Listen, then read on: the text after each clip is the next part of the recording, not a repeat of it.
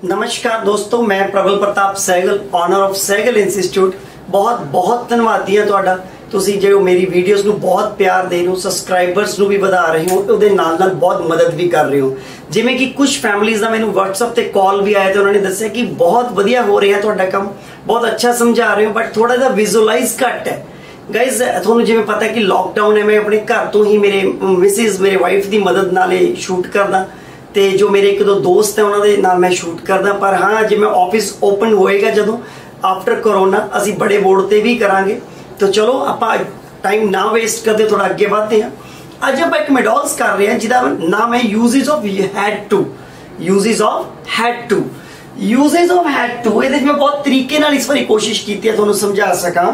ਤਾਂ ਇਹਦੇ ਵਿੱਚ ਜਿਵੇਂ मैं ਤੁਹਾਨੂੰ ਦੱਸ ਰਿਹਾ कि यूजेस ऑफ हैड टू ਦੀ जो ਵਰਤੋਂ है ਇਹ पास्ट दी यानी कि बीती हुई गल, बीती चाहे 1 सेकंड पहला चाहे बहुत पुरानी गल है, कोई बीती हुई गल नूं प्रेजेंट च रिप्रेजेंट करदा है। तो मैंने इत्थे दस्सिया कि हैड टू दी वरतों बीती हुई गल नूं प्रेजेंट च दसना यानी उस नूं दसदा है। दूजी गल इस दी जिहड़ी पहचान है वो की है कि पास्ट दे विच तुसीं जां किसे होर ने, पास्ट दे विच तुसीं जां किसे होर ने किसे काम नूं करना सी, किसे काम नूं करना पैना सी, किसे काम नूं करना पैंदा सी, किसे काम नूं करना पिया, जां कोई काम कई बार अपने तो भुल चुक हो जाती है। आप अचानक बैठे बैठे कहने ओ यार 4 बज गए, यार मैं तो अज डॉक्टर दे जाना सी, ओ यार मैं तो बिल भराउणा सी, ओ यार मैं तो उहनूं मिलना सी। यानी जिवें आपां कह रहे हो मैं जाना सी, आना सी, खाना सी, पीना सी, मिलना सी, करना सी, देखना सी, यार मैं तो कपड़े धोने सी, मैं तो उहनूं मिलण जाना सी, यानी उस नूं भी ये कवर करता है। यानी कि यूजेस ऑफ हैड टू एक मेडॉल्स है। ਤੁਹਾਨੂੰ याद होगा मैं ਤੁਹਾਨੂੰ हैव टू हैज टू करवाया सी, ये उसे दा पार्ट है। ठीक है, तो आप अगे बढ़ते हैं। जिवें हर बारी आप दसदे हैं कि बहुवचन है या एक वचन, प्लूरल्स है या सिंगुलर, दोहां दे नाल लगू यूजेस ऑफ हैड टू। जिवें मैं तुहानूं एक गल देसी तरीके नाल दसदा कि हुण तक तुसीं स्कूलां दे विच पढ़िया कन्फ्यूज सी कि मैम आई वी यू दे नाल मान लो हैड लादा, मैम राम नाल भी लगू, शाम नाल भी लगू, तुसीं हमेशा कन्फ्यूज रहे हो। गाइज किसे भी इंटरनेट किसे भी नोटबुक तो चेक कर लियो, इस मैथड दे नाल नहीं होएगा क्योंकि मेरे फादर साहब दा दित्ता हुआ मैथड है, सिंपल मैथड कि बहुवचन होवे एक वचन, राइट, और जदों ब्रैकेट बंद कर दी जद तक जूंदे हो जद तक इस दे नाल यही फार्मूला लगेगा। यानी बहुवचन होवे एक वचन दोहां नाल लगेगा हैड टू दे नाल वर्ब दी फर्स्ट फॉर्म दे नाल ऑब्जेक्ट। जिवें कि इत्थे आ गया फार्मूला कि पहला यूज करो सब्जेक्ट, सब्जेक्ट्स आ गए I we you they, he she it और नेम, दे नाल हैड टू दा प्रयोग वर्ब दी फर्स्ट फॉर्म अते ऑब्जेक्ट। मैं तुहानूं लाइव एग्जांपल्स देना जिवें कि they had to work hard, simple, उन्हां नूं सख्त मेहनत करनी पई, उन्हां नूं करनी पैनी सी, उन्हां नूं करनी पैंदी सी, जां सिंपल वर्ड उन्हां ने सख्त मेहनत करनी सी। Simple uses of had to दा अपने प्रयोग कीता।